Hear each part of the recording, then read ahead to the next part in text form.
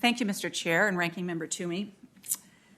So I'm sitting here and listening to this discussion, and to listen to my Republican colleagues, you'd think this economy in the United States is going to hell in a handbasket, as my mother would say. And yet I'm looking at the information here that we've got. In the first year of President Biden's term, economy has created over 6 million jobs. The unemployment rate has fallen to 4%, 3.1% in my state of Minnesota. Wages increased by 4.5% as well.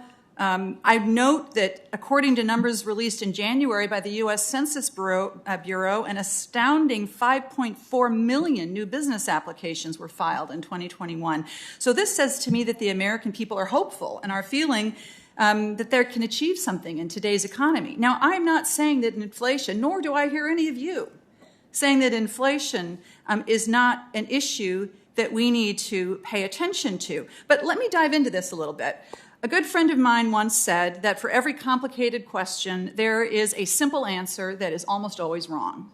And that seems to me to be the case when it comes to some of the conclusions that my Republican friends are attempting to draw when it comes to inflation. So, Dr. Boucher, let me start with you. The question is, why is inflation going up? One simple answer pushed by my Republican colleagues is that President Biden and the Democrats have invested too much in the American people, and that's why inflation is going up. Is that the right conclusion to reach, Dr. Boucher? Well, I mean, here's the thing. We are recovering from a historic pandemic. As Chair Rouse said, everything about our economy right now starts with that fact that we have to get the pandemic under control. That is why we had the economic challenges. It's why we needed to take those historic actions to support families through this crisis. And it's why at this point, even though we have supported families and with 6.7 million people have a job today that did not a year ago, an incredible achievement, one that forecasters did not think that we would be able to do. But that has meant that demand and supply are not in alignment. And because of the pandemic, it's been hard for suppliers to get goods to shelves. And people aren't going out and doing things, buying services at the same level that they used to. They're not going out to eat. They're not doing those things. They're buying stuff. But the pandemic has made it difficult for those things to get to market. And there's examples all across the economy, but it's an imbalance in supply and demand.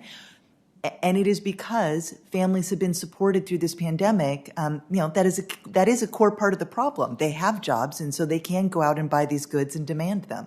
So yes, it is a complicated issue, but it doesn't mean that the economy is all bad.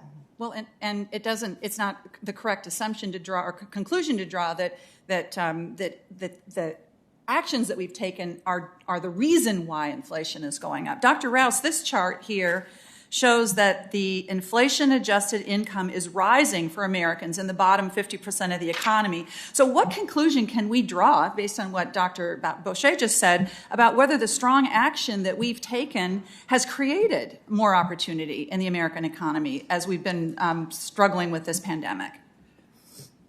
Well, when Congress took action because of the pandemic, there were two choices, right? Many people have been concerned about the spending, that we couldn't afford it, but there are two choices. We know that because we had to power down the economy, if action hadn't been taken, that actually would have shrunk economic activity. Right. And so therefore, we would have found ourselves with people with less income. We would have had less economic growth. Our economy would be smaller.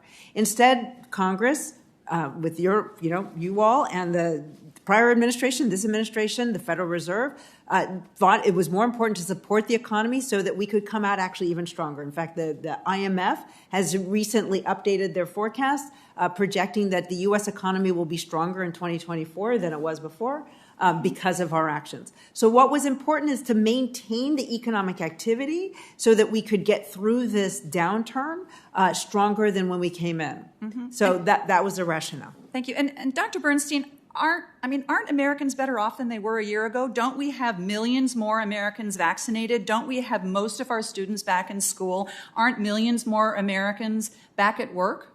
Absolutely. And I think I want to underscore a point that you're making using the graph that you held up. If you actually look back at the heart of the pandemic in 2020, where you see that big dip in the red line and a big increase in the other color line, which I'm colorblind, so I don't know what color it is. I'll call it blue. That gap there is a good example of exactly what you're raising. Absent the fiscal support, incomes would have looked much more like the red line as opposed to the blue line. So this is really trying to underscore the quote, what it would look like without the support that Chair Rouse was talking about. So yes, I think the thing that we never want to lose sight of is that, yes, families face an inflation challenge that the president underscores every time he talks about it. And we are not sitting there watching that. We're doing everything we can, near term, medium term, long term, with your help to try to ameliorate those pressures. Well, and there's more that we want to do that we'd like help from our Republican colleagues to do, like lowering prescription drug prices, like lowering the cost of childcare, like transitioning to clean energy so that our utility rates are lower. And so I think those are the things that we can do that we are already doing thanks to the leadership of the president. Thank you, Mr. President. Thanks, Senator Smith. Senator Ossoff from Georgia is recognized from his office. Thank you, Mr. Chairman. Thank you.